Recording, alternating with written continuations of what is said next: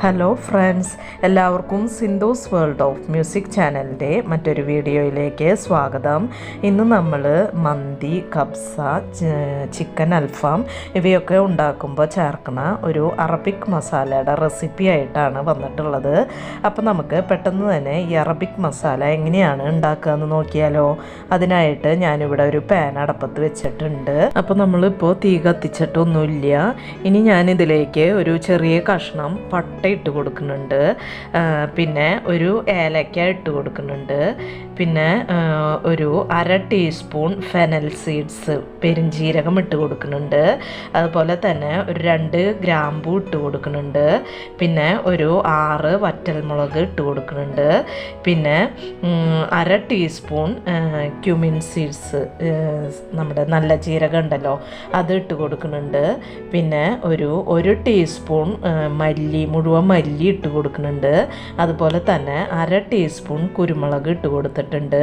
ഇനി നമുക്ക് തീ കത്തിച്ചിട്ട് തീ ലോ ഫ്ലെയിമിലാക്കിയിട്ട് ഇത് നന്നായിട്ട് ഒന്ന് ഡ്രൈ റോസ്റ്റ് ചെയ്തെടുക്കണം. അപ്പോൾ ലോ ഫ്ലെയിമിൽ ഇട്ടിട്ട് ഒരു 5-6 മിനിറ്റ് നമുക്കിതൊന്ന് ഡ്രൈ റോസ്റ്റ് ചെയ്തെടുക്കാം. ഇപ്പോൾ ഒരു 6 മിനിറ്റ് ആയിട്ടുണ്ട്. ഇതിപ്പോൾ നന്നായിട്ട് റോസ്റ്റായി വന്നിട്ടുണ്ട്, നല്ലൊരു വാസനയൊക്കെ വരുന്നുണ്ട്. അപ്പോൾ ഞാൻ എടുത്തിട്ടുള്ള അതേ ക്വാണ്ടിറ്റിയിൽ തന്നെ നമ്മൾ മസാലകൾ എടുക്കാനായിട്ട് നോക്കണം. ഇനി നമുക്ക് തീ ഓഫ് ചെയ്തിട്ട് ഇതൊന്ന് ചൂടാറി വരുമ്പോൾ നമുക്ക് മിക്സിയുടെ ജാറിൽ ഇട്ടിട്ട് നന്നായിട്ടൊന്ന് പൊടിച്ചെടുക്കാം. മസാലയൊക്കെ നന്നായിട്ട് ചൂടാറി വന്നിട്ടുണ്ട്. ഞാനിതൊരു മിക്സിയുടെ ചെറിയ ജാറിലിട്ട് നന്നായിട്ടൊന്ന് പൊടിച്ചെടുക്കുന്നുണ്ട്. അപ്പോൾ ഈ മസാല നമുക്കൊരു 5-6 മാസം കേടുകൂടാണ്ട് പുറത്ത് തന്നെ നമുക്ക് എയർ ടൈറ്റ് ആയിട്ടുള്ള ഒരു കണ്ടെയ്നറിൽ സൂക്ഷിച്ച് വെക്കാനായിട്ട് പറ്റും. അപ്പോൾ നല്ലൊരു വാസനയാണ് ഈ മസാല പൗഡറിന് ഉള്ളത്. അപ്പോൾ അറബിക് റെസിപ്പീസ് ചെയ്യുമ്പോൾ നമുക്ക് ഈ മസാല കുറേശ്ശെ ചേർത്ത് കൊടുത്താൽ മതി. അപ്പോൾ ഈ മസാലപ്പൊടിയുടെ ഫ്രഷ്നെസ് പോവാണ്ടിരിക്കാനായിട്ട് ഈ കണ്ടെയ്നറിലാക്കിയത് നമുക്ക് പുറത്ത് വെക്കുന്നതിന് പകരം ഫ്രിഡ്ജിൽ സൂക്ഷിച്ചാലും മതി.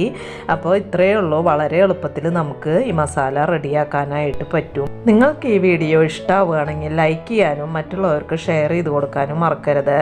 അതുപോലെ തന്നെ എൻ്റെ ചാനൽ ഇതുവരെയായിട്ടും സബ്സ്ക്രൈബ് ചെയ്യാതെ കാണുന്ന കൂട്ടുകാർ ആരെങ്കിലും ഉണ്ടെങ്കിൽ ഒന്ന് സബ്സ്ക്രൈബ് ചെയ്ത് സപ്പോർട്ട് ചെയ്യണം കേട്ടോ. ഇനി നമുക്ക് മറ്റൊരു വീഡിയോയുമായി കാണാം. അതുവരേക്കും താങ്ക് യു.